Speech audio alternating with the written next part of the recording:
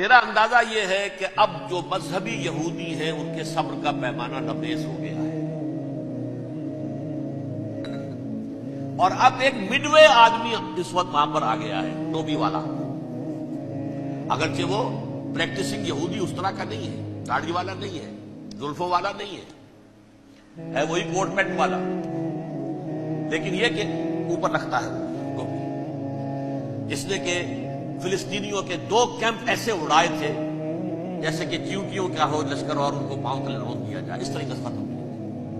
بہت بڑا قاتل، مرڈرر وہ وزیر اعظم، اور اب جو ہے ان کے صبر کا پیمانہ لبریز ہو گیا ہے۔ اب ان کا فیصلہ یہ ہے کہ انہیں 3 بڑے بڑے قدم اٹھانے ہیں۔ نمبر 1، فلسطینیوں کا خاتمہ، ایتھنک کلینزنگ۔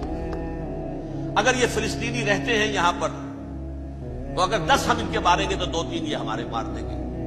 تو اسرائیلی کی جان تو بہت قیمتی ہے، یہ تو خیر 1000 بھی مر جائے تو کوئی بات نہیں، یہ تو کیڑے مکوڑے ہیں، جینٹائلز ہیں، گوئمز ہیں، یہودی وہ مر جائے، لہذا ان کا ٹنٹا بکاؤ، اب ان کو ختم کرو۔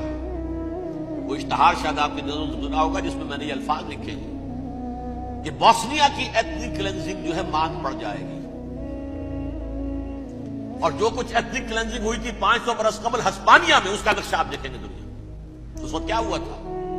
عربوں کو، مسلمانوں کو یا جلا دو، قتل کر دو، یا جہازوں میں ان کو ڈمپ کر ہوئے اور لے جا کر شمالی افریقہ کے ساحل کے اوپر اتار دو اور ڈمپ کر دو۔ ایک بچہ بھی نہیں رہنے دیا تھا ہسپانیہ میں۔ 1492 میں سقوط غرناطہ ہوا ہے، اور اس کے بعد 10 سال کے اندر اندر ایک بچہ مسلمانوں کا ختم کر دیا۔ یہ ہے فیصلہ ان کا۔ اب بہت بڑا قدم وہ اٹھانے پر مجبور ہے۔ کب تک آپ رہیں گے؟ ہمارے لوگ مارتے ہیں، 16 نوجوان ہمارے مار دیے۔ آج گھر تھا، اس میں ایک چلا گیا فلسطینی، بم اپنے جسم سے باندھ کر وہاں اڑا دیا، خود بھی اڑ گیا، 16 ان کے نوجوان اڑ گئے۔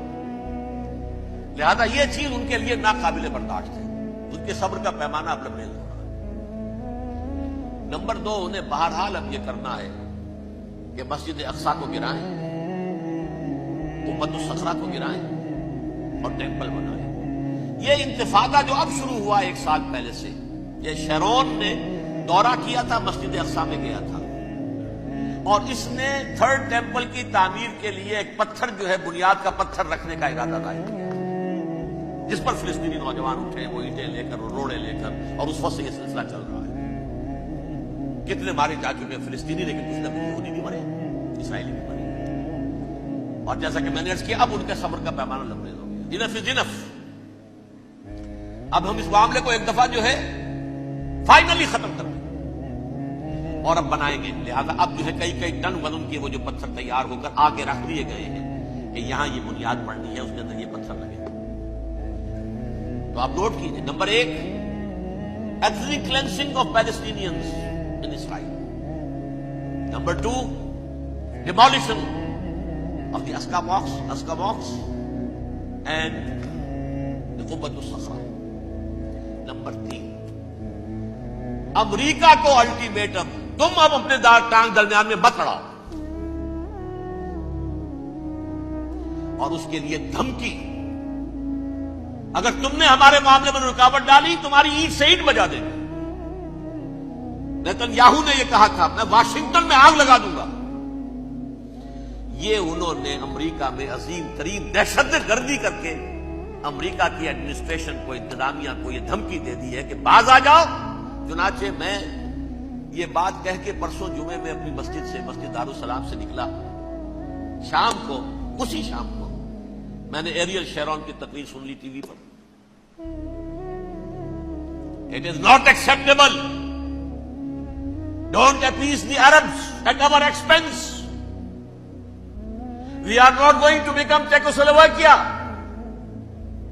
We have to depend on ourselves only and rely on ourselves only.